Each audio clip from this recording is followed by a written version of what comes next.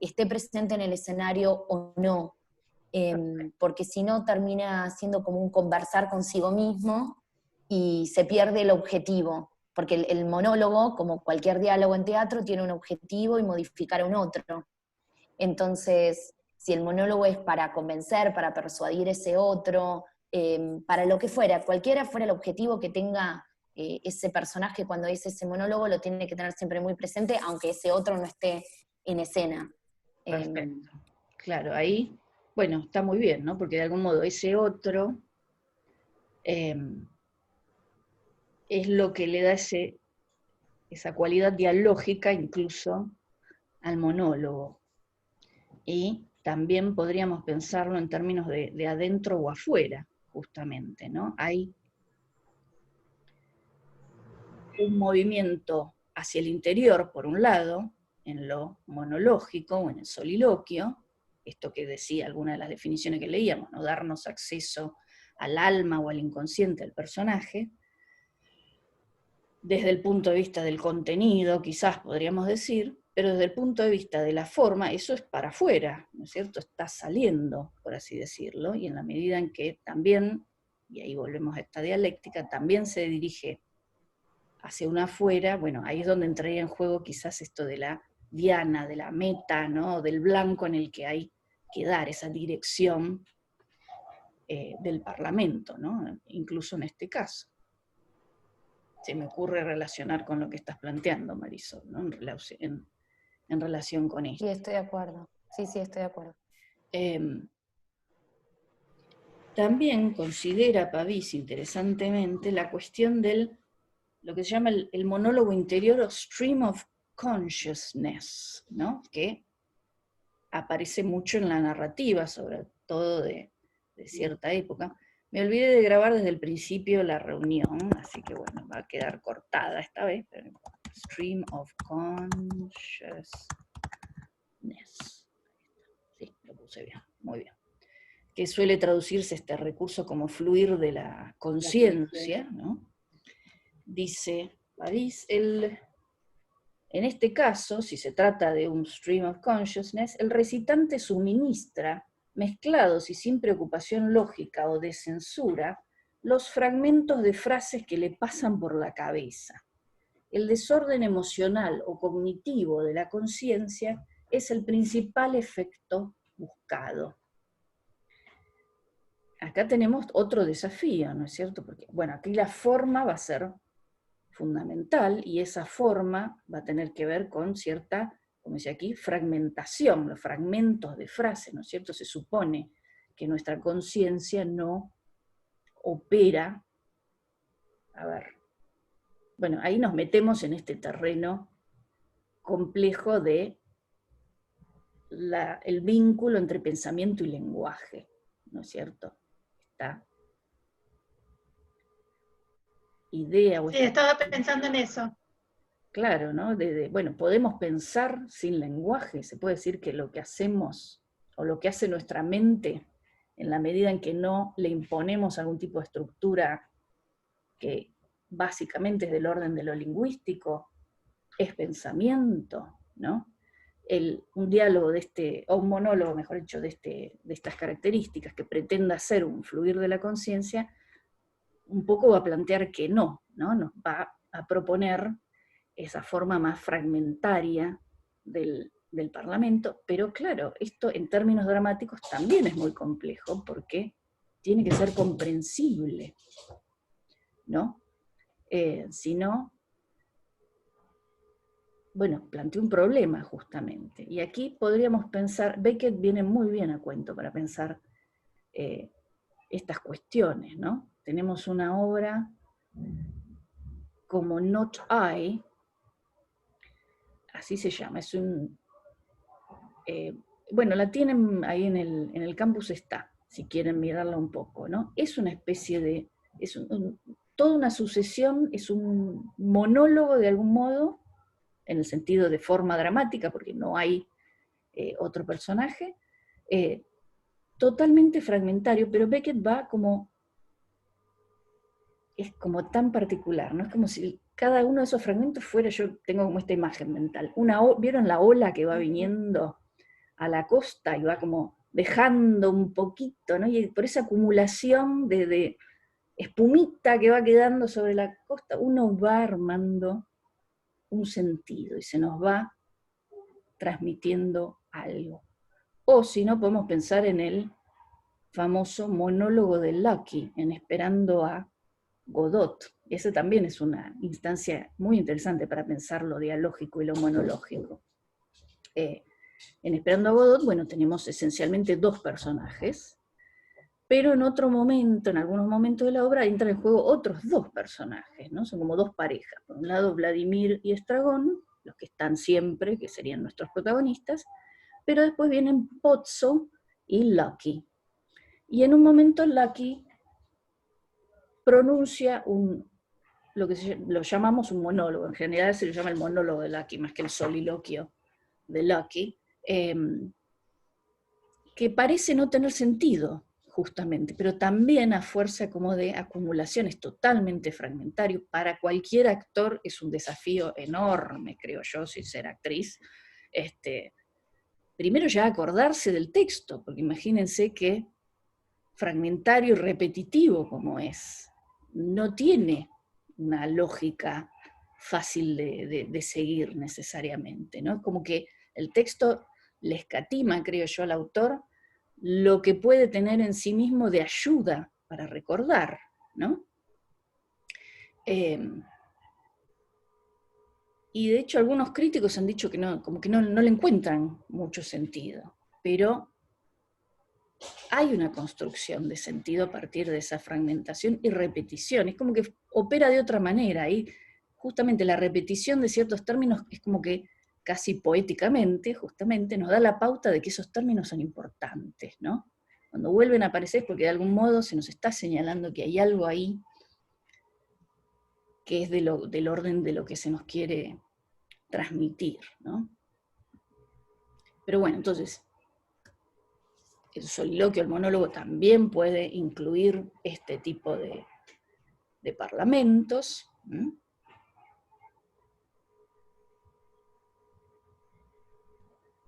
Y agrego otro fragmento de la definición de Pavís, que es el siguiente. Dice, el monólogo se comunica directamente con el conjunto de la sociedad. En el teatro, la totalidad del escenario aparece como el interlocutor discursivo del monologante. En definitiva, el monólogo se dirige directamente al espectador, interpelado como cómplice y voyeur auditor. Acá entonces estaría muy patente este rol del público en relación con lo monológico, ¿no? Casi como no sé, insustraíble de la situación. ¿Vieron esa, no sé si escucharon alguna vez esa especie de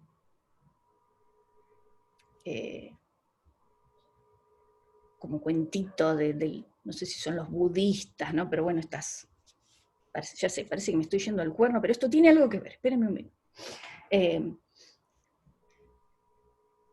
No sé si es el budismo, pero bueno, algún tipo de religión, llamémosla oriental, que tiene como estos cuentitos o frases que se supone que ayudan a que uno de pronto se le produzca algún tipo de iluminación. Y hay uno que dice, ¿cuál es el sonido de un aplauso en el vacío? ¿No? Una cosa así, ¿no? ¿Cómo suena? Aplaudir con una sola mano. O el sonido, ¿cuál es el sonido del aplauso de una sola mano? ¿No? Y se supone que ahí nuestra mente hace... Creo que conocemos el sonido de dos manos aplaudiendo, pero ¿qué sonido hace una mano? Está al principio de 9 cuentos de Salinger. Excelente, bueno. El punto a lo que voy con esta especie de delirio es que nos podríamos preguntar, por así decirlo, ¿qué pasa con un monólogo sin público? Digamos, ¿dónde opera? ¿En qué plano del ser queda, si es que queda, por así decirlo, un monólogo sin público, sin interlocutor alguno? O, en un punto, quizás tenemos que pensar que no existe eso, porque uno mismo, como decíamos en alguna parte, es el propio interlocutor, ¿no es cierto? Cuando hay monólogo hay un salir hacia afuera, donde uno mismo provee también el otro necesario, ¿no? Unas palabritas sobre el aparte, digamos, que mencionó Cristina muy a cuento hace un rato, ¿no? Porque el aparte participa de las cualidades del... Perdón, Inés, Sí. una consulta. Cuando te referís a esto del monólogo como, digamos, como un diálogo con uno mismo, digamos, que, bueno, estoy de acuerdo en lo real, creo que todos hablamos solos como los locos, o sea, nadie, o sea, o todos estamos locos, o en realidad nadie que habla solo no está loco, porque todos hablamos solos, sino que tire la primera piedra que nunca lo hizo, yo creo que todos lo hemos hecho, pero más allá de eso, en escena, ¿se puede hablar de lo mismo? Como me parece que por ahí sí, pienso un poco lo que decía Mari, que siempre hay un otro, ¿no? Al que ese monólogo hace referencia, que no necesariamente va a ser el uno mismo. O sea, claro, exacto, el interior de uno mismo. Claro. No, podemos pensar que, bueno, ahí, ¿cuál es el otro del monólogo? Y pensar si en ese monólogo o en ese soliloquio está operando el mismo personaje como autointerlocutor, podríamos decir, ¿no? Por ejemplo, cuando se hace una pregunta. Si el soliloquio incluye una pregunta, de algún modo se está preguntando a sí mismo, por así decirlo, ¿no? O doy un ejemplo de Not I, de Beckett, esta obra que decíamos recién, ¿no?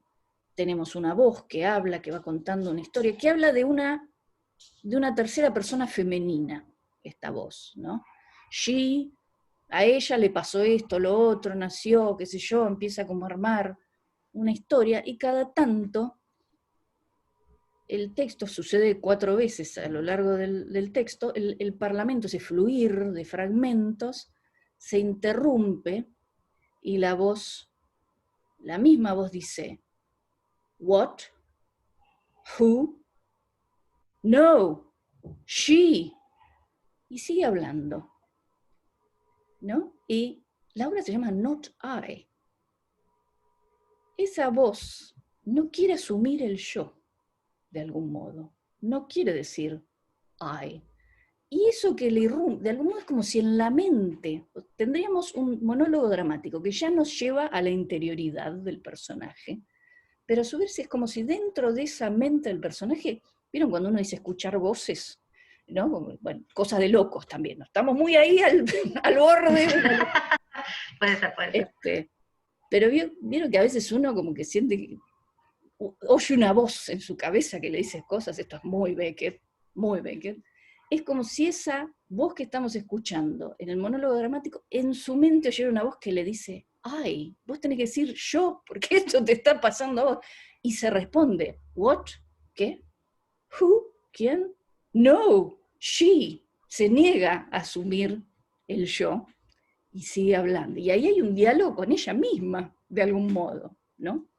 Claro, pero se pueden pensar como dos personajes ahí, ¿no? Bueno, esta es la modo, complejidad, ¿no? Exactamente. Y en algunos soliloquios quizás es más patente, como en esto que estoy diciendo de Beckett, es muy claro, ¿no? Que hay un diálogo consigo misma. O cuando hay una pregunta, eso se pone en evidencia. Pero también puede estar mucho menos claro, ¿no? Y estar como mucho más borrado ese autodiálogo del plano verbal del soliloquio, ¿sí? Pienso. Claro. En relación con lo que planteas, Sabrina. Gracias. Decía, bueno, algunas palabritas con respecto al aparte, que decíamos que participa un poco de las cualidades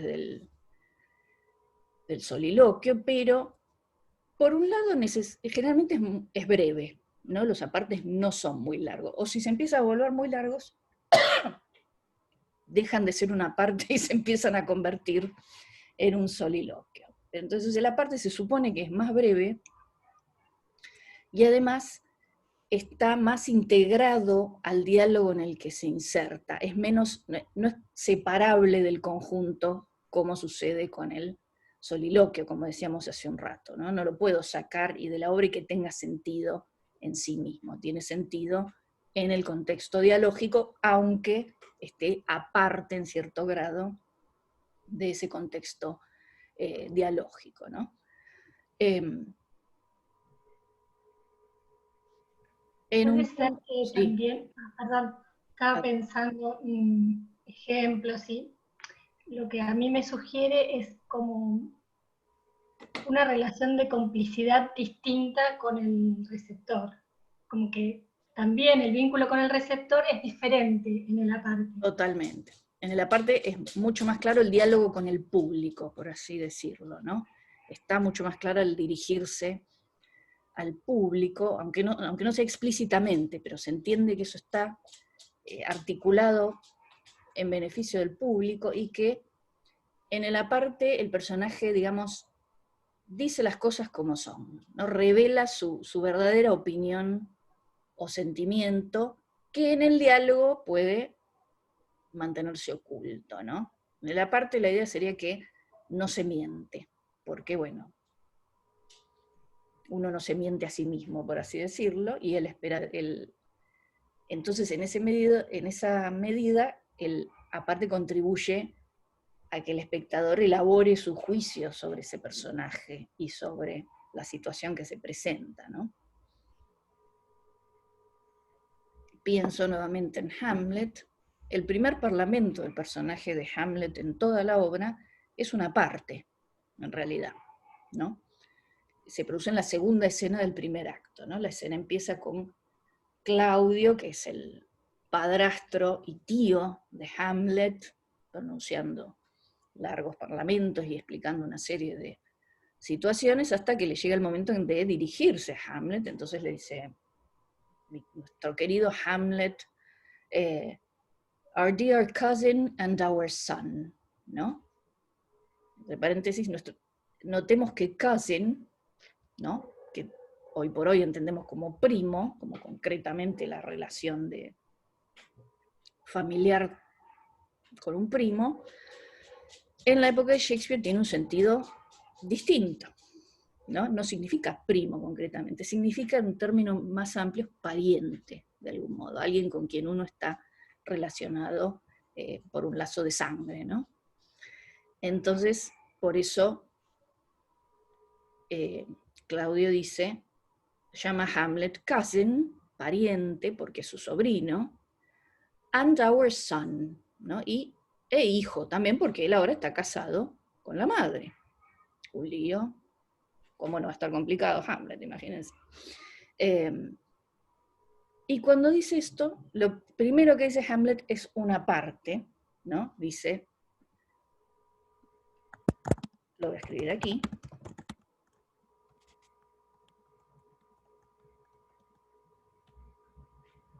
a little more than kin and less than kind. Imposible de traducir esto haciéndole justicia a lo que está haciendo Shakespeare acá, ¿no? Porque, ¿qué está diciendo? Sí. Pensé que... No estaba pensando en el juego de palabras entre kin y kind, que es... Exacto. Una letra de diferencia. Claro, pero hace todo. Una letra de diferencia, un paralelismo perfecto. A little more than, less than, ¿no? Fíjense que los ponemos uno arriba del otro y es la misma frase, opositiva, more y less, ¿no? Después el than, y después dos palabras casi iguales con una diferencia de una letra, kin y kind. Y kin, ¿no? También tiene que ver con la idea de parentesco, ¿no? If you are kin with somebody, quiere decir que sos pariente de, ¿no? O como la frase en inglés, next of kin, ¿no? Que es como parientes cercanos. Entonces Hamlet está diciendo un poco más que kin, ¿no es cierto? Soy como re pariente, porque por un lado soy el sobrino y por el otro lado soy como el hijastro, ¿no? Entonces soy more than kin, es como más todavía, porque hay un doble vínculo, ¿no? Pero por otro lado, está diciendo, less than kind, ¿no? Y ahí ese kind también tiene dos sentidos, por lo menos. Porque por un lado es kind en el sentido del adjetivo de to be kind, ser amable. Porque, bueno, todavía no lo sabemos, pero vamos a ir viendo que Hamlet no va a ser muy kind con Claudio, ¿no es cierto? De hecho, pronto el fantasma de su padre le va a encomendar la misión de vengar su muerte matando a Claudio. Entonces Hamlet va a ser less than kind con Claudio en ese sentido, pero también va a ser less than kind, tomando kind como el sustantivo kind, especie, ¿no? Podríamos decir, tipo de algo.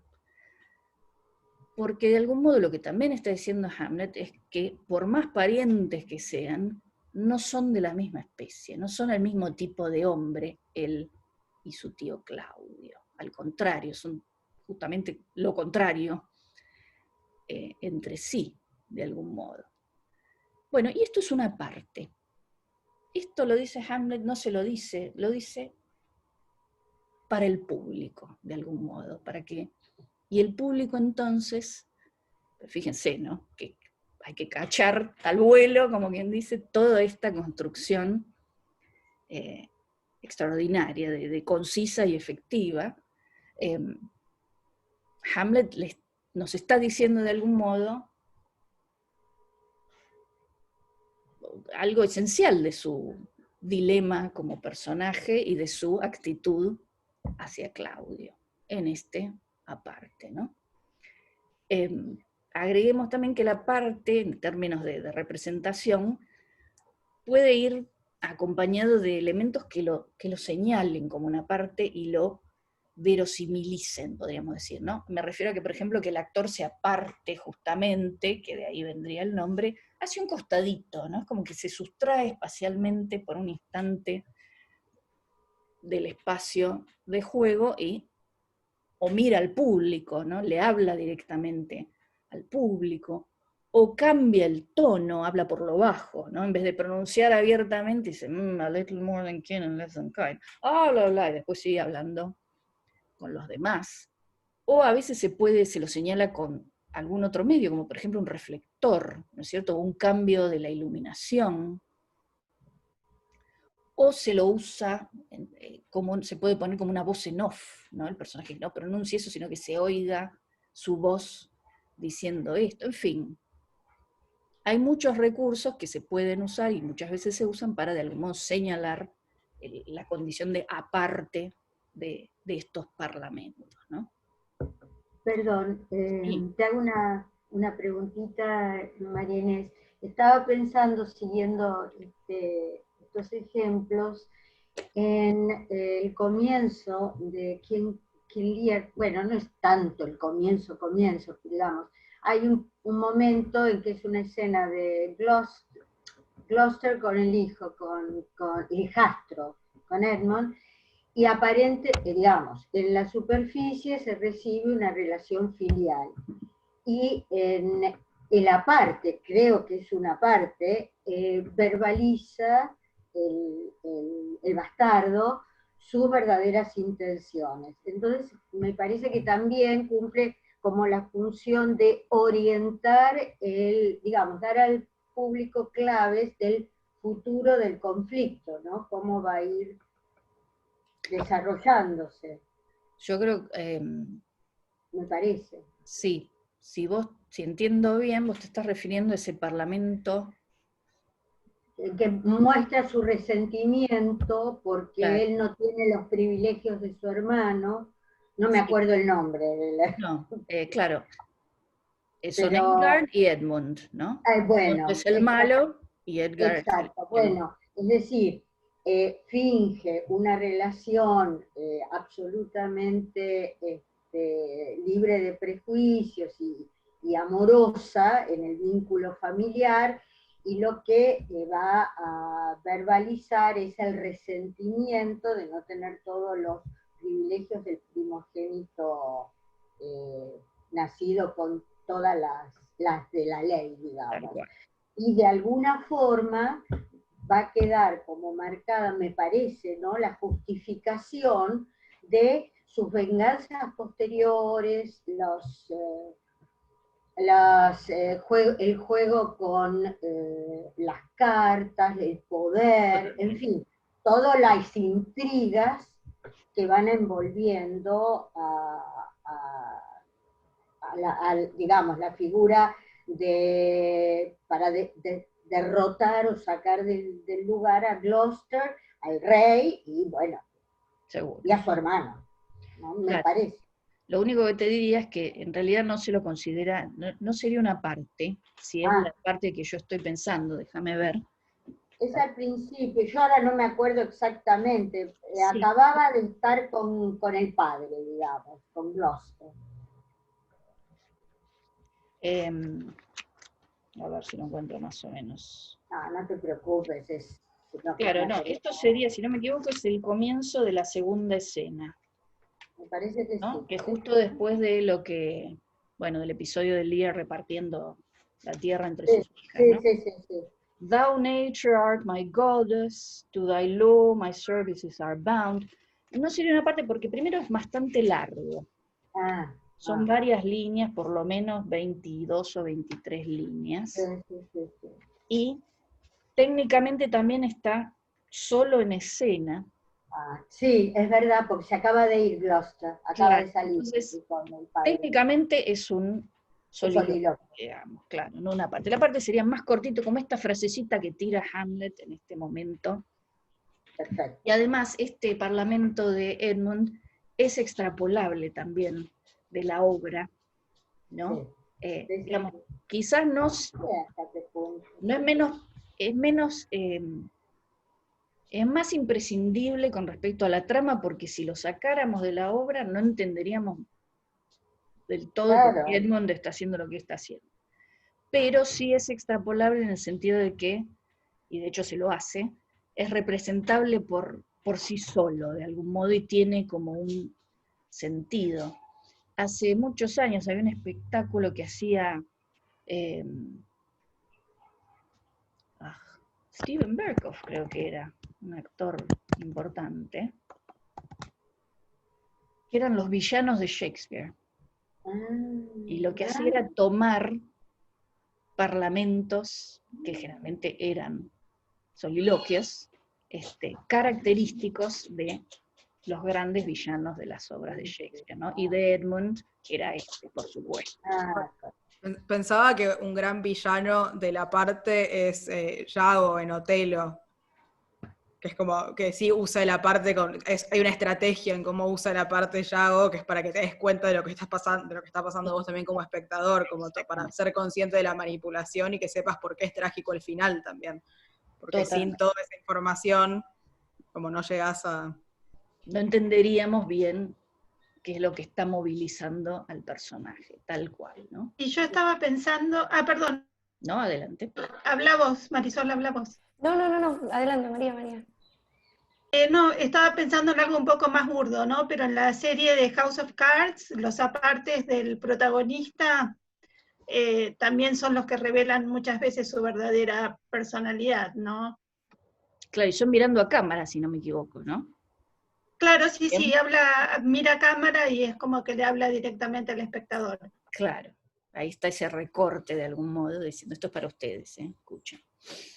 Esto está fuera de... Sí, un ejemplo de Molière, porque me parece que los personajes de Molière que hacen los apartes son exquisitos. A mí, particularmente Molière me fascina, y tiene esos personajes que son casi de comedia del arte, que van ahí casi a proscenio, y en voz, o lo que pretende ser voz baja, hacen como si hablaran en voz baja, y dicen hay un pequeño parlamento público, y salen corriendo así como hizo una maldad, hizo una cosita, y salen corriendo, y cuentan algo que, como decía Eugenia, después es esencial para el desarrollo de la obra, y que si no, nosotros como público nos lo perderíamos. Y aparte son simpáticos y le hacen un guiño, que me parece que eso es súper interesante de la parte, y en comedia funciona muy bien. Totalmente. Hacen ese guiño al público diciendo, lo saben ustedes y lo sé yo, y nadie más, que estos personajes ahora la van a pasar mal, chau, me voy corriendo. Totalmente. Y que suceda la escena. Claro, ese es otro rasgo muy interesante que está señalando Marisol, de la parte que tiene como este poder lúdico, ¿no es cierto? Puede ser como un juego, o de camaradería y de intimidad con el público, de complicidad, ¿no? Como vos, que es exactamente lo que estás diciendo recién. Yo comparto esto con ustedes, así estamos todos en la misma, y entendemos todos el chiste, o sabemos todo lo que va a pasar, ¿no?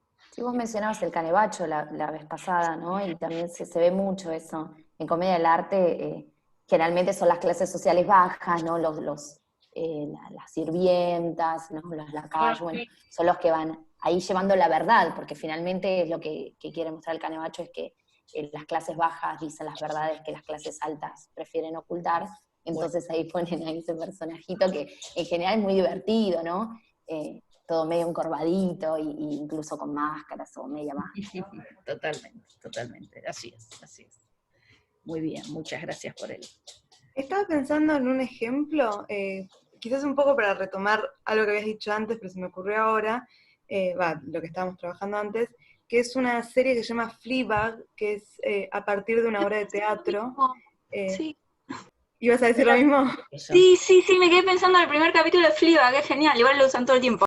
Claro, que en donde laburan como si fuera con la parte, que supongo que en la obra de teatro tenía, bueno, el estilo teatral y que en la serie es a cámara, y después ese tema de quién está escuchando esos apartes, pasa a ser el conflicto principal de la serie y de la protagonista, en este sentido de está loca o le habla a alguien, le habla al público, bueno, esta idea de que todo monólogo o toda parte tiene este elemento dialógico, bueno. Claro.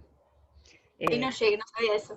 Pero me pareció gracioso que, por ejemplo, creo que en el primer capítulo empieza con la protagonista teniendo sexo y hablándole a la cámara en una parte, contando todo lo que le está pasando por la cabeza en ese momento. Entonces se genera como una cosa muy graciosa. Fleabag se llama, ahora la escribo. Nada, como una duplicidad. Ahí está, perfecto. Yo no la vi, pero tengo muchas ganas.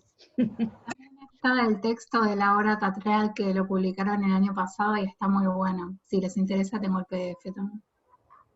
Dale, Vanessa, compartilo, por favor. Andrew Scott, perfecto. Perfecto, muy bien. Buenísimo, Eugenia, gracias. Sí, es muy lindo como lo hace Andrew Scott, muy interesante. Bien, fíjense todo lo que sale simplemente fijándose en esta cuestión de lo monológico, y hablemos un poquito del diálogo, del otro extremo entonces de la cuestión, ¿no? Porque como decíamos, en términos dramáticos, el diálogo es el intercambio verbal entre dos o más personajes, y el criterio que rige, digamos, que lo rige es esto del intercambio y la comunicación, el intercambio fundamentalmente, porque la comunicación quizás puede fallar, como cuando hablamos de un diálogo de sordos, ¿no? Pero bueno, se intercambian parlamentos, eso sería lo fundamental, y por supuesto es considerado lo fundamental o la forma fundamental del drama, ¿no? Este intercambio de parlamentos. Y con respecto a algo que veíamos la vez pasada, ¿no? El efecto de realidad, y cómo el soliloquio lo desafía un poco, y por eso le plantea dificultades a una concepción naturalista del teatro. El diálogo contribuiría hacia el otro lado al efecto de realidad, porque, dice Pavís, el espectador tiene la impresión de asistir a una forma familiar de comunicación entre personas, ¿no? Es lo que empleamos todo el tiempo en la realidad del intercambio dialógico, y así como el soliloquio tiende a ser visto, pensado como más estático, el diálogo es dinámico, sería dinámico, ¿no? Y se lo podría considerar incluso como acción hablada, porque mediante lo que dicen los personajes, aunque concretamente no estén haciendo algo, mediante lo que dicen los personajes contribuyen a establecer relaciones entre ellos, modificar una situación, ¿no? De pronto, si un personaje le revela a otro un dato fundamental, ya la situación dramática cambia, es decir, la dinámica de la acción se ve afectada por los parlamentos, y en ese sentido, al hablar, los personajes hacen algo, actúan, aunque se estén quedando quietos en escena, por así decirlo, ¿no? Además, en el intercambio dialógico, el discurso de cada personaje puede tener su propio vocabulario, su propio ritmo, su propia sintaxis, ¿no? Y en ese sentido, contribuir muy activamente a la caracterización de ese personaje. Un modo de expresarse va a ser propio de un personaje, quizás distintivo con respecto de otros. Hago una salvedad que me viene a la cabeza, dado que algunas de ustedes van a trabajar con la importancia de llamarse Ernesto de Wilde. A veces en Wilde es como que en una obra como esa, quizás se le podría objetar que todos los personajes hablan muy parecido. Tienen como, son todos el mismo tipo de humor y de ironía, que por supuesto la obra es deliciosa, más allá de eso, pero no, digamos, no estaría explotando este rasgo propio de la caracterización que puede producirse a partir de distinguir a los personajes con distintos estilos discursivos, por así decirlo, ¿no? Incluso, perdón, incluso los personajes, llamémosle secundarios, por decirlo, es como que tienen en la misma impronta, manejan el mayordomo. Mayordomo, Merriman, iba a decir eso, es genial. Es la versión, digamos, menos elaborada del patrón, por decirlo de alguna manera, ¿no? Sí. Son como de molde, ¿no? Claro. Como un molde, sí. No, hay como una... Pero no tanto, sí, salvo los personajes de Mrs. Prism y Jezebel. Sí, sí. Sí, no sé si es diácono, bueno, no sé, el sacerdote. Sacerdote. El clérigo. Clérigo, sí. Clérigo, no sacerdote, digámosle el clérigo, efectivamente, ¿no? Bien, eso me venía nada en relación con esto de la diferencia que puede haber y contribuir a la caracterización. Y por otro lado, en el diálogo también quizás se pone, en un monólogo también en cierta medida, pero en el diálogo por ahí podemos tomar más conciencia de los silencios, las pausas, las interrupciones, la entonación, bueno, todos esos elementos ajenos, digamos, al contenido de las palabras en sí, que por supuesto también, y tanto más, son expresivos y significativos, ¿no? Y que a veces están pautados por el autor mediante acotaciones escénicas, ¿no? A veces el autor nos dice pausa acá o señala algún rasgo de esta índole, pero la verdad es que ni el más puntilloso autor podría cubrir con acotaciones todo el espectro de posibilidades expresivas, ¿no es cierto?, de sus parlamentos, y si lo hiciera la obra sería ilegible, ¿no?, cuando uno estaría leyendo todo el tiempo acotaciones e indicaciones. Y entonces toda esa dimensión, por supuesto, se define un poco en cada puesta en escena, en función del director, de los actores, e incluso de otros factores, más allá de esos en particular, ¿no?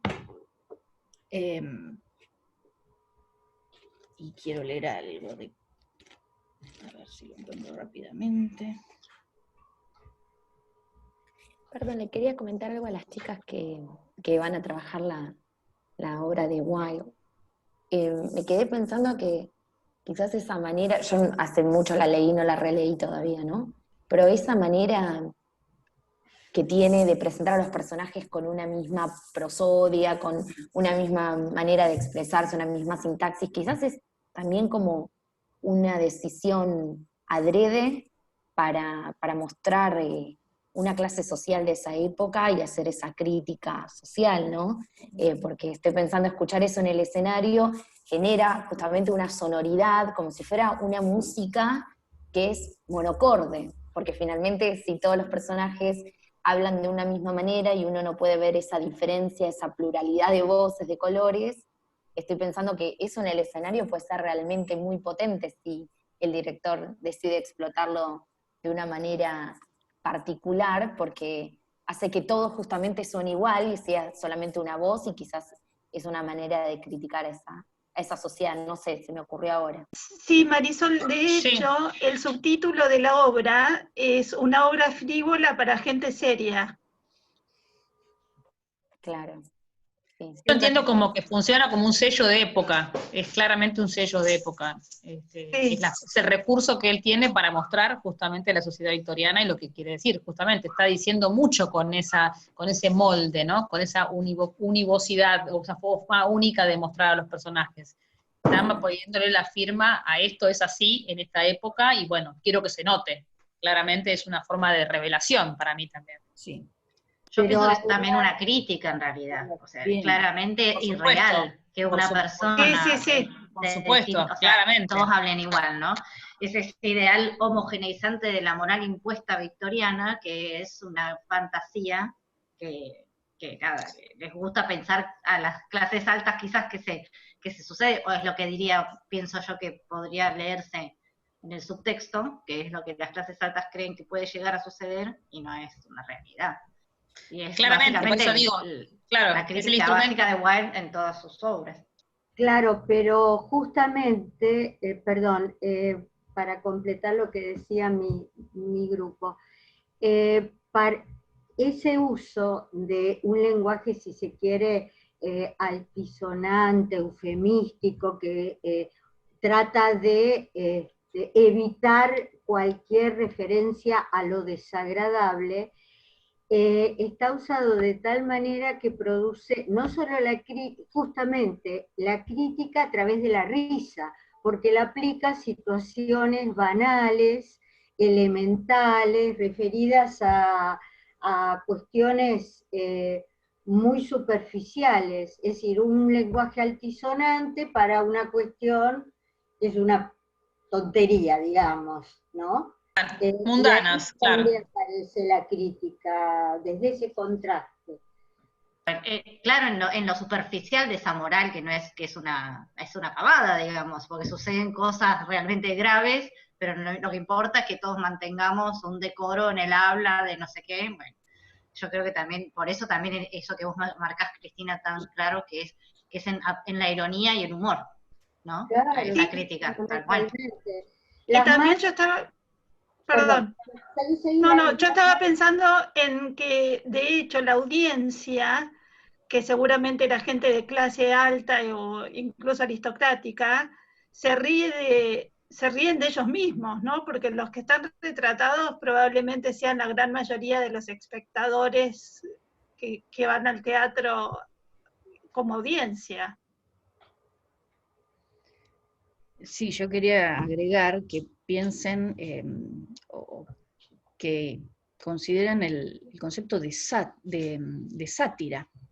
Es decir, porque eso es lo que es la sátira, es como una crítica social, ¿no es cierto? Un propósito de crítica social a través de la puesta en evidencia de ciertos rasgos, y entonces aquí esa homogeneidad del discurso tendría un componente satírico. Es lo que usted simplemente señaló, usar ese término, ese recurso de la sátira como una herramienta para analizar esto que ustedes están señalando ya.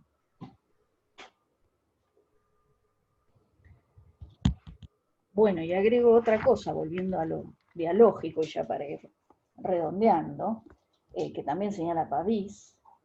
Él habla de, a ver, leo, dice, el diálogo nos muestra un intercambio entre un yo locutor y un tú auditor, donde ambos, además, van intercambiando sus papeles respectivos.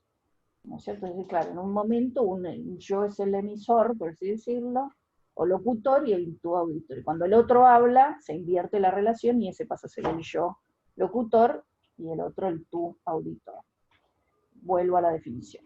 Todo lo que se enuncia solo tiene sentido en el contexto de este vínculo entre locutor y auditor. Adelante. Este cruce de enunciaciones hace que desaparezca totalmente un centro de gravedad fijo o un sujeto ideológico preciso. De ahí la dificultad en el teatro de descubrir el origen de la palabra y de localizar el sujeto ideológico entre la multitud de los locutores. Y esto me interesaba señalarlo porque es un rasgo fundamental de lo teatral. Y algo mencionamos, creo, en alguna de nuestras primeras reuniones, ¿no? Cuando decíamos que en narrativa siempre tengo un narrador, siempre tengo un punto de vista, ¿no? Puede incluir alguna instancia dialógica, pero no puedo prescindir, digamos, si prescindo por completo del narrador y solo presento diálogo, ya no estoy en la forma narrativa, de algún modo. Quizá lo estoy presentando no como una obra de teatro, pero en un punto. Entonces, me gusta esta formulación, ¿no? Esta especie de vacío, ¿no? La desaparición de un centro de gravedad, porque todo el tiempo, ¿no es cierto?, el peso que da la palabra está oscilando entre los distintos interlocutores. Y no hay esta voz unificadora. Y entonces esto deja en manos del lector, del espectador, el juicio final, por así decirlo, y la visión de conjunto, que al fin y al cabo solo el espectador tiene y ninguno de los personajes del todo en la obra en general, ¿no? La dificultad de localizar el sujeto ideológico, ¿no? ¿Qué quiso decir el actor? Bueno, a veces es claro, el autor, digamos, qué quiso transmitir, pero otras veces, y Stoppard es un lindo ejemplo para las que lo van a trabajar, el mismo Tom Stoppard ha declarado alguna vez que su interés en la forma dramática provenía un poco de eso de poder plantear puntos de vista opuestos, ¿no? Y que un personaje sostenga uno, y que otro sostenga otro, y bueno, y que se genere la discusión, ¿no es cierto? Y que de algún modo quede pendiente la definición de quién tiene razón, por así decirlo, ¿no?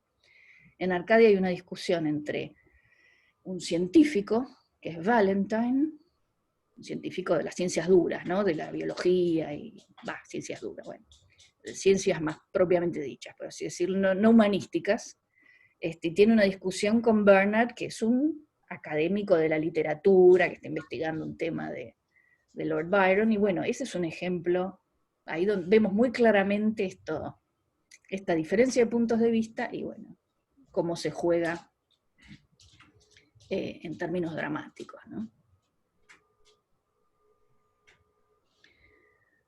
Bueno, hablamos un montón de la cuestión, les agradezco todos los aportes que han hecho, que estuvieron muy buenos. Todos, digamos, empezamos porque habíamos visto el soliloquio de Hamlet. De las otras actividades que quedaron, que eran para la vez pasada, y hablamos un poco de la entrevista a Lautaro Vilo, también algunos aspectos de la entrevista fueron surgiendo la vez pasada, y quizás un poquito hoy. Beatriz hizo un trabajo muy lindo con respecto a la entrevista, porque bueno, ella se tomó el trabajo, valga la redundancia, de poner por escrito algunas de las ideas fundamentales, no como una transcripción de la entrevista, sino como un resumen temático, si se quiere, de los aspectos desarrollados. Entonces, Beatriz, te quiero preguntar si vos tendrías algún inconveniente en compartir eso. Si vos no tenés inconveniente, yo lo subiría al campus. No sé si estás por ahí, Beatriz. Sí, estoy acá, perfecto. Bueno, perfecto. Sí, claro. ¿Te parece bien? Bárbaro. Bueno, buenísimo. Porque, bueno, así se aprovecha tu trabajo. No sé si alguien quiere mencionar algo de la entrevista. Tenía muchas cosas, pero bueno, la verdad que los tiempos nos corren un poco. Y ¿qué más les iba a decir? Bueno, sí me gustaría, para no posponerlo tampoco muchísimo más, que habláramos un poquito con Marisol, que aportó su video. Bueno, alguna compañera señaló que ella estaba involucrada en este proyecto narrativo performativo, por llamarlo de alguna manera, y me gustaría invitarla, Marisol, a contarnos un poquito algunas cosas. Si les parece, vemos el video, así lo tenemos fresquito. Así ya te agarré de sopetón. Bueno, ¿no tenés problema, Marisol? No, por favor, al contrario, muchas gracias. Bueno, a ver, vamos a ver si puedo compartir, y lo vemos.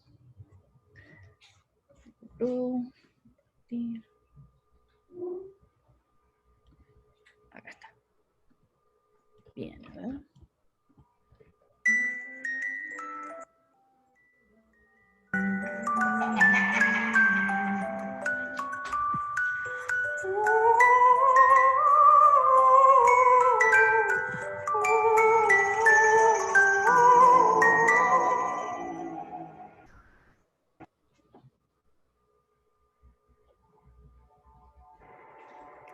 La muerte roja había devastado el país durante un largo tiempo. Jamás una peste había sido tan fatal, tan espantosa. La sangre era en su sello y su encarnación. Comenzaba con dolores agudos, un vértigo repentino, y luego de los poros salía sangre y devenía la muerte. Manchas escarlata en el cuerpo y la cara de la víctima era el bando de la peste, lo que naturalmente la aislaba de toda ayuda, de toda simpatía. Y la invasión, el progreso y el fin de la enfermedad se cumplían en media hora. Pero el príncipe próspero era feliz, era sagaz, era intrépido. Cuando sus dominios quedaron semidespoblados, llamó a su lado a más de 1000 amigos, de los más robustos y desaprensivos de los caballeros y damas de su corte. Y con ellos se retiró al más seguro encierro en una de sus abadías fortificadas, cuyas puertas eran de hierro y que fueron soldadas una vez que estuvimos todos adentro. La abadía estaba ampliamente aprovisionada. Con semejantes precauciones, los cortesanos podían desafiar al contagio. Que el mundo exterior se las arreglara como pudiera. Aquí había bufones, improvisadores, había baile, había músicos, había belleza, había vino. Todo eso y la seguridad estaban acá adentro. Afuera estaba la muerte roja. Es el 5º o el 6º mes de reclusión, y cuando la peste hacía de los más terribles estragos, el príncipe próspero ofreció a sus 1000 amigos un baile de máscaras de la más insólita magnificencia. Aquella mascarada era un cuadro voluptuoso, pero permítanme que antes describa los salones donde se celebraba. Eran 7, y se hallaban dispuestos con tal irregularidad que la visión no podía abarcar más de uno a la vez. Las ventanas tenían vitrales cuya coloración variaba con el tono dominante de la decoración del aposento. El 7º aposento aparecía completamente cubierto de colgaduras de terciopelo negro. Pero en esta cámara el color de los cristales era escarlata. Tenía un profundo color de sangre. En ese aposento se apoyaba un gigantesco reloj de ébano. Su péndulo se balanceaba con un resonar sordo, monótono, pesado. Y cuando el minutero había completado su circuito y la hora iba a sonar, de las entrañas del mecanismo de bronce decía un tañido claro y resonante. Pero cuando los ecos cesaban, poco a poco todo volvía a la normalidad. Pero al cabo de 60 minutos, que son 3.600 segundos del tiempo que huye, el reloj volvió a sonar. Y nacía nuevamente el desconcierto, el temblor, la meditación. Pese a eso, la fiesta era alegre y magnífica. Abundaba allí lo extraño, lo hermoso, lo licencioso. Aunque no faltaba lo terrible y lo repelente. Pero esta vez el reloj debía tañer 12 campanadas. Y antes de que los últimos ecos se hubieran hundido en el total silencio, muchos de los concurrentes advertimos la presencia de una figura enmascarada que hasta entonces no había llamado la atención de nadie y que ahora expresaba sorpresa y desaprobación. Y finalmente, terror, espanto, repugnancia.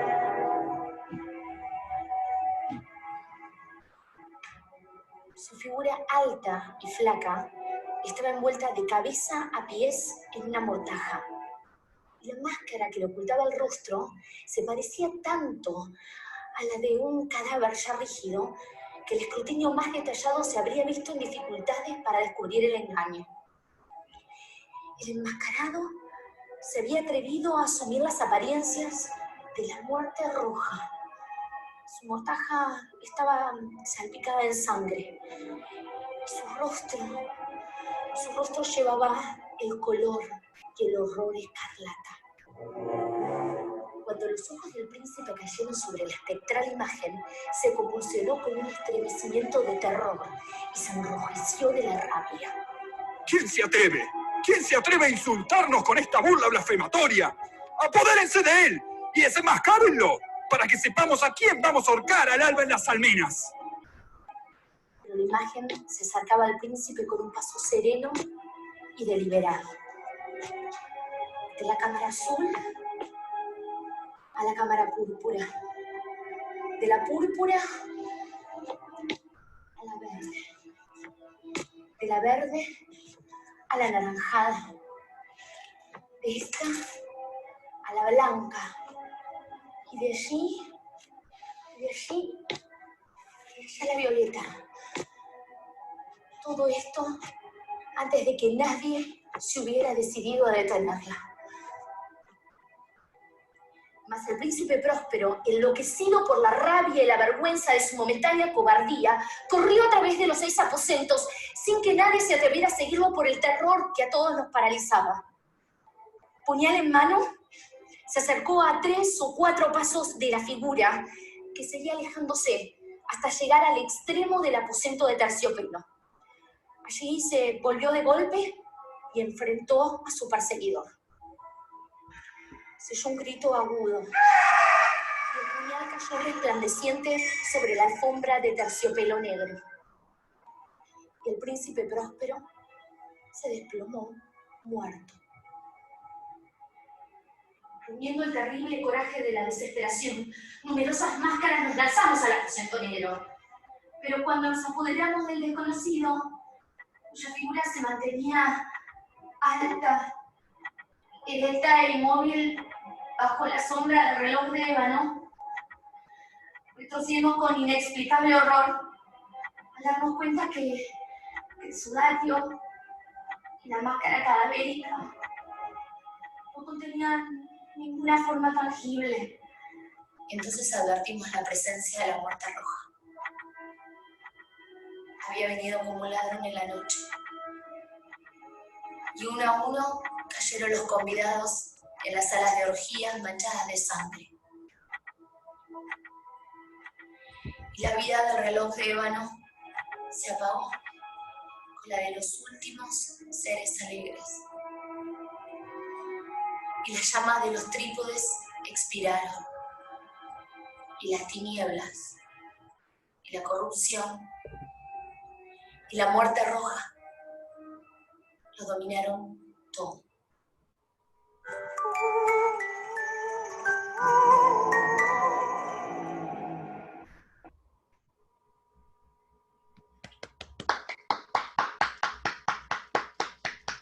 Se merece un gran aplauso, porque tiene mucho trabajo eso. Muy lindo trabajo.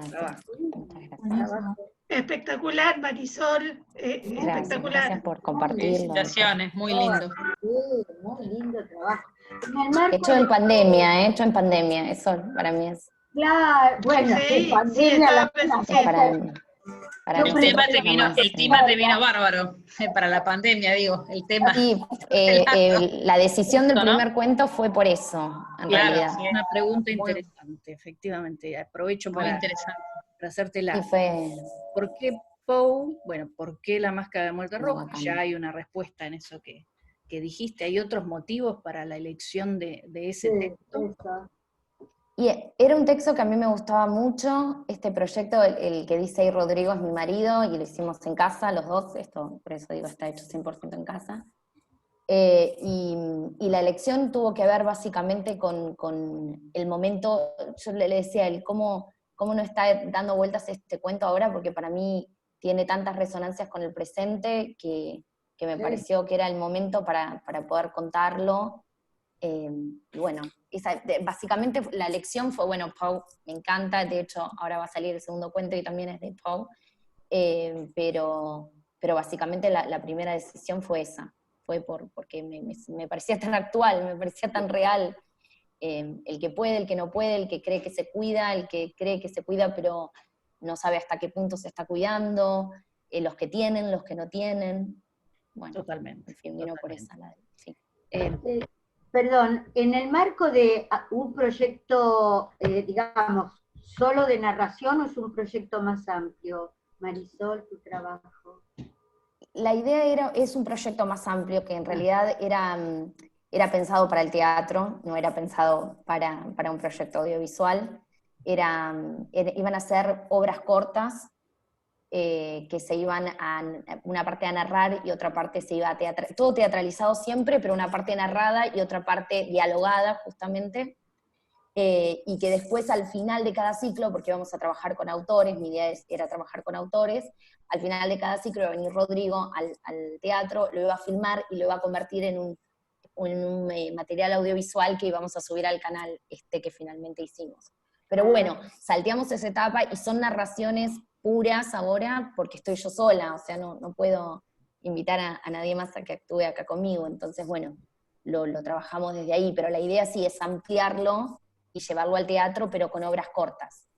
Me parece excelente, lindísimo. Y otra pregunta te hago, ¿por qué incorporaron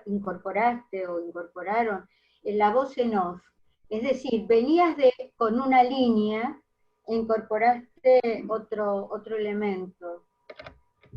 Calculo que fue para romper un poco, porque como hay mucho de mi cara, queríamos que hubiera descansos visuales. Por eso viene también la parte, cuando describo los salones, que es bastante descriptiva. Ese recurso en ahora también lo utilizamos de vuelta, porque es ver siempre a la misma persona, cansa. Simplemente, Rodrigo es editor audiovisual y es fotógrafo, y me dice, no, hay que ir cortando por momentos desde lo sonoro y desde lo visual, con tu presencia todo el tiempo, porque agota. Entonces, la idea de cortar con eso también fue poner una voz masculina, aparte en la narración.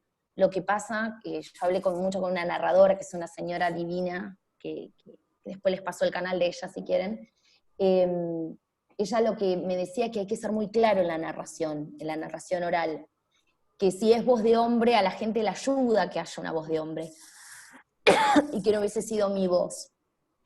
Entonces, tomando ese consejo de ella para cortar también y para que sea lo más claro posible, recurrimos a que hubiera una voz masculina. Perfecto, pero las resoluciones, por ejemplo, el juego con el teatro de sombras, el juego de sombras, me parece excelente, porque crea un efecto muy interesante.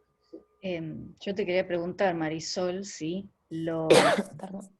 digamos, la dimensión performativa también tuvo que ver en la elección del relato, ¿no es cierto? Si vos al leerlo le viste como una cualidad, no sé, más apta de ser llevada a lo audiovisual en particular. ¿O te parece que cualquier tipo de texto podría ser llevado, cualquier texto narrativo? No sé si se entiende. Sí, es re interesante. Bueno, a mí me pasó que la elección del primer texto, yo le dije a Ro, bueno, yo quiero hacer este texto. O sea, estaba como muy decidida que ese era el texto y que era este el momento. Claro. Y que encima nosotros lo íbamos a hacer en este contexto. Pero sí pasó ahora con el segundo texto, que es El corazón del ator, Ay, qué lindo. Que, sí, mañana va a salir, así que después si quieren verlo en el canal. Tuve que trabajar mucho más en la adaptación del texto. Bien. Porque supuestamente por el lenguaje más gótico que tiene este primer texto, de la Máscara de la Muerte Roja, y nosotros lo quisimos mantener, no quisimos adaptarlo y llevarlo a un lenguaje bastante más coloquial o más presente, más del presente. En El Corazón delator tuve que, como digo, yo tuve que meter bastante más mano en la traducción. Yo tomé las traducciones de Cortázar. Bien, me ganaste de mano, que será la otra pregunta, ¿no? ¿De dónde? Y tomé esas traducciones. Y él hace su propia creación del texto. Y por ahí, quizás en La Máscara de la Muerte Roja está bastante más pegado, por decirlo de alguna manera, al texto original. Pero en El Corazón delator creó casi un texto paralelo en algunas partes. Entonces, lo que me pasaba a mí es que por la distancia de ese momento de la traducción, si bien la última revisión, que es la que yo tomo, es la del 2002, había como mucha distancia con el texto original, y yo lo venía trabajando en mi cátedra de lengua inglesa hacía un montón de tiempo, y veía como mucha diferencia entre los dos textos, así que hay partes que retraduje, digamos. Me tomé como esa licencia en este segundo texto. Y digamos como que me pegué más a cómo planteaba Poe ciertos momentos del cuento, que quizás Cortázar se había tomado todas las libertades que él claramente se podía tomar, y había reinterpretado. Nunca se fue, por supuesto, del espíritu del texto, me parece que eso siempre lo mantuvo, por supuesto, y la traducción es maravillosa, pero sí me pasaba que a la sonoridad y a la oralidad no se terminaba, para nosotros no se terminaba de entender cuando lo planteábamos. Cuando empecé a hacer las primeras pasadas y empecé a ensayarlo, me daba cuenta que no lo podía evitar también ese texto, y entonces ahí decidí hacer como una comparación entre los dos textos y, bueno, retraducir algunas partecitas. Perfecto. De algún modo ahí se está jugando algo de esto de la performability o la singability. Sin duda. Sí. O algunas partes que no son diálogo, las paso a diálogo, por ejemplo, ¿no? No crean, no sé, en se juega mucho la locura en del Corazón delator, no creas que estoy loca, y ahí es como toda una confesión, y ahí uno se da como unas cuantas licencias que las llevan más a la oralidad, es como si estuvieras haciendo una confesión. Entonces, quizás se juega más lo gestual, que creo que estaba también en los textos que nos diste, ¿no? Claro. Pasarlo más por el cuerpo. Totalmente. ¿Alguien quiere hacerle alguna pregunta más a Marisol? Si surgen después, por supuesto, son más que bienvenidas. Te agradezco mucho, Marisol. No, gracias a vos y a ustedes por haberlo invitado. Muchísimas gracias, Marisol, hermoso. Yo quería hacer una pregunta, no una pregunta, sino en cómo Mariby, vos viviste el proceso, porque lo pienso en términos de ese proceso de este nuevo texto que está que van a estrenar mañana. No, porque lo pensaba en estas concretizaciones del texto de las que habla Fabi, y está más, bueno, sobre todo pensando en que este es un texto que, si queremos hablar de la performability, no está pensada, o supuestamente, como es un cuento, no está pensada de antemano, ni por el autor, ni por el traductor. Entonces, no sé si vos cuando lo viste como una adaptación, o en realidad como una traducción a un texto más performático. No sé cómo lo ves vos, porque quizás una adaptación tiene otras connotaciones, ¿no? De cambios, no sé, para llevarlo a determinado público, ¿no? O si es en realidad una concretización más a nivel, le falta eso de la performability, lo quiero agregar. No sé si se fue clara mi pregunta. Yo creo que lo entendí. En el primer texto, en de La Máscara de la Muerte Roja, creo que era llevarlo más a lo que es la performability. Era llevarlo a eso, porque obviamente no es un texto que esté concebido inicialmente para llevarlo quizás a una teatralización. Por eso yo llamo a este proyecto narraciones teatralizadas, porque si no un narrador básicamente lo que hace es narrarlo con todas las habilidades lingüísticas que tienen, y desde la voz, y desde etcétera, y desde todos los elementos que le pueden agregar, pero no está llevado a este plano, es algo diferente, ni mejor ni peor, diferente. Ahora, con el corazón delator sí sentí que hubo las dos cosas. Estuvo por un lado la adaptación, por esto que decía que hubo partes que hay que sintetizarlas, porque si no es muy largo, es muy descriptivo, hay que hacer cambios en la sintaxis. Me parece que eso yo lo asocio más a una adaptación, por ahí estoy equivocada, pero lo pensaba así, ¿no? Como lo adapté pensando en ese lugar.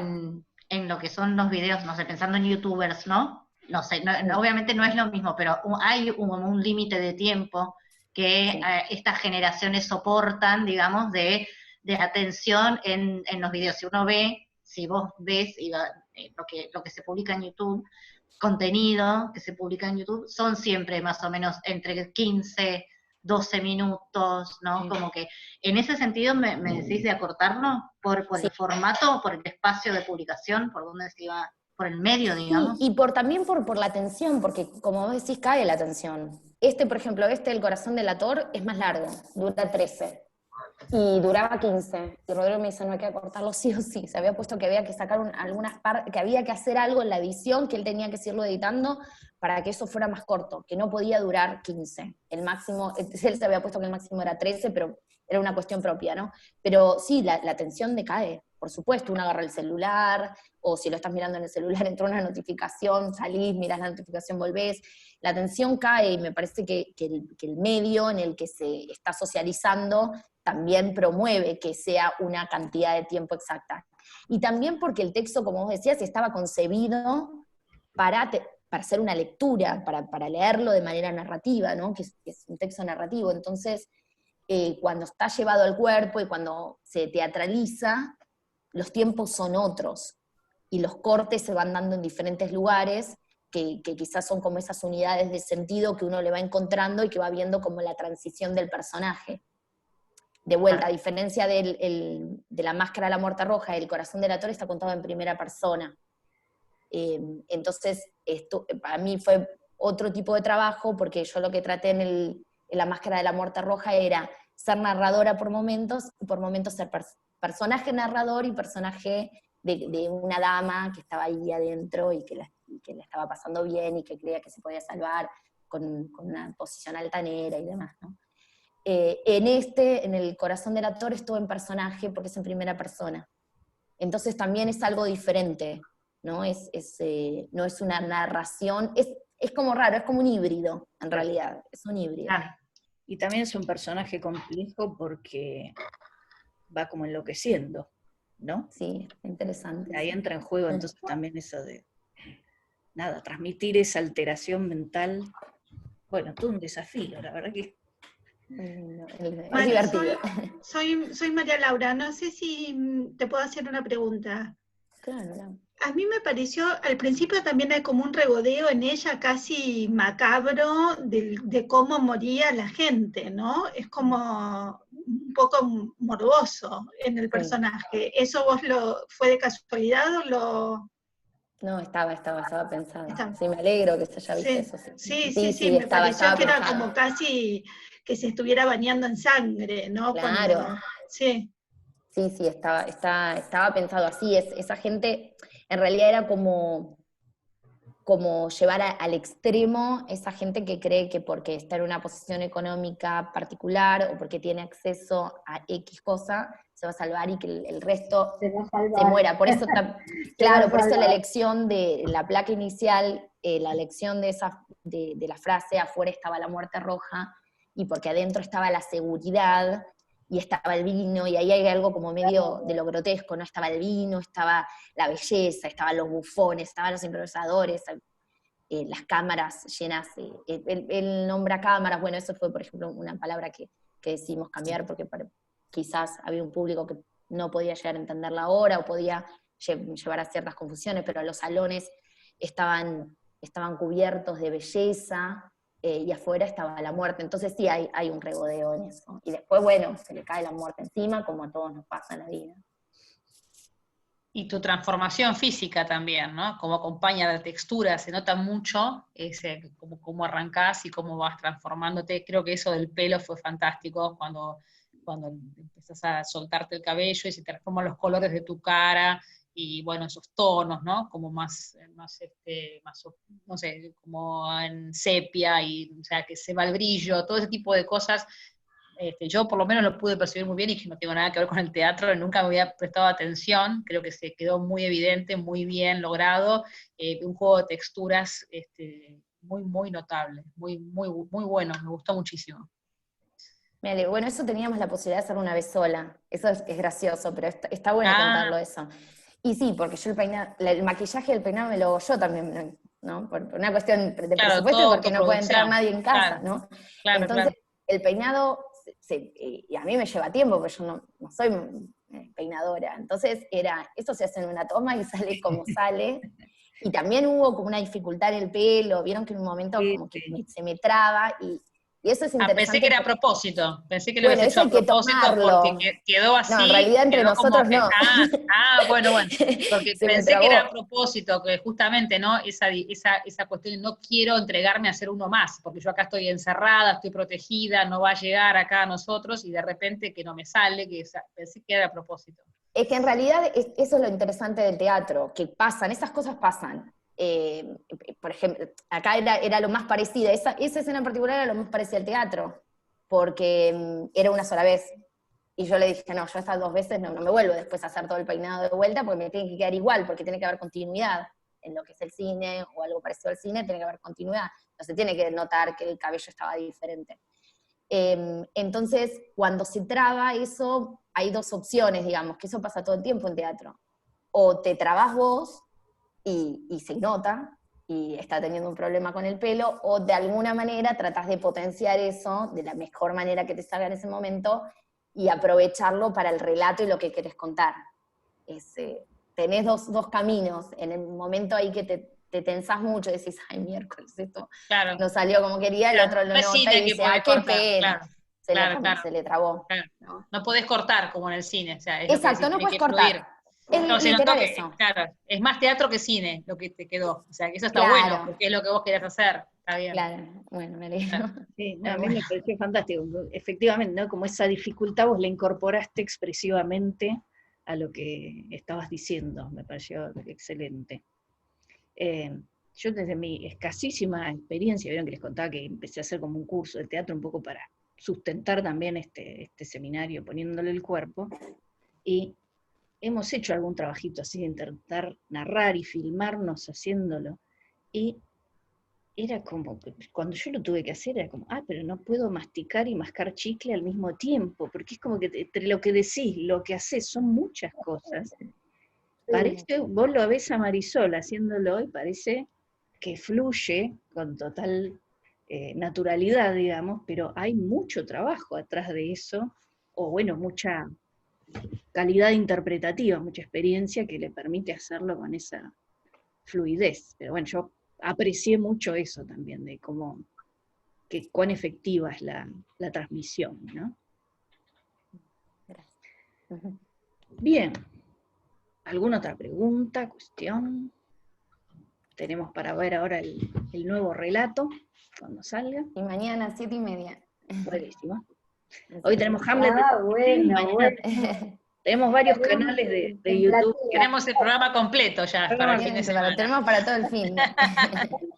Buenísimo. Bueno, chicas, es un poco tarde como para... yo quería empezar con la bibliografía. Digamos, problema no hay, porque lo vamos corriendo un poquito, ¿no? Pero todavía me gustaría que dijéramos algo de la apuesta del King Lear, para aquellas que lo pudieron ver y hacer, así que, entonces la próxima, la bibliografía que había quedado para hoy, la pasamos para la próxima. No sé si la veremos toda, pero bueno, empezaremos por lo menos con el de Basnet, que es como el más viejito, por eso yo les digo que los lean en ese orden, ¿no? Y trataremos de hablar un poquito también de la apuesta del San Martín de King Lear.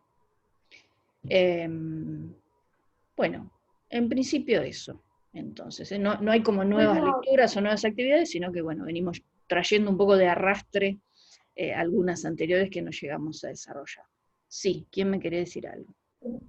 Yo, Cristina, no, quería dejar simplemente una cuestión traductora. Bien.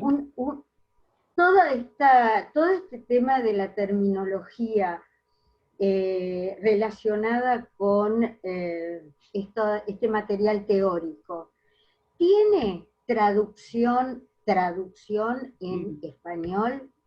Dejo así nomás porque aparece speakability, readability, performability. Se habla de performativo, pero en español no es lo mismo que performance. Es decir, es una duda, no para trabajar ahora, pero yo te cuento, en mi lectura, digamos, no he encontrado traducción para speakability. Para performability podría ser como el calco, digamos, performabilidad,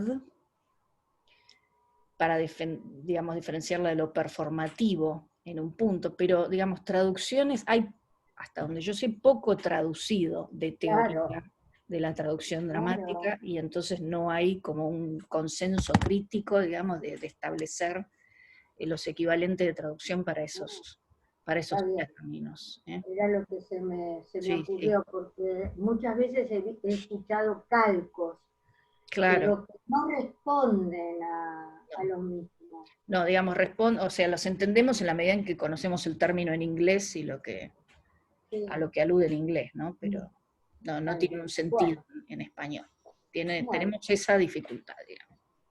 Así que usaremos un poco performability como término para... Sí, está bien. Yo estaba pensando en términos de si hubiera que traducir un texto teórico, a eso me refiero. Es pertinente tu inquietud, y de hecho planteó una cuestión interesante, ¿no? De cómo el traductor de pronto construye un vocabulario, contribuye a construir un vocabulario técnico en la lengua meta para una disciplina. Sí, exactamente. Bueno, no creo que yo pueda contribuir, pero me surgió la duda. ¿Por qué no? Todos contribuimos lo nuestro. Todos ponemos nuestro granito de harina. Bueno. Cuestiones, preguntas, dudas, algo que haya quedado pendiente que quieren decir. Bueno, cualquier cosa saben que me encuentran en el mail. Bueno, tienen mi celular también. Quedamos entonces que arrancamos 12:15, así tenemos como ese changüí. Bueno, muchas gracias. Nos despedimos hasta la gracias, hermosa. Gracias a todas. Muy linda clase. Gracias, sí. Gracias, hasta luego. Gracias, Hasta luego. buen fin de semana. Gracias. Chao. Gracias.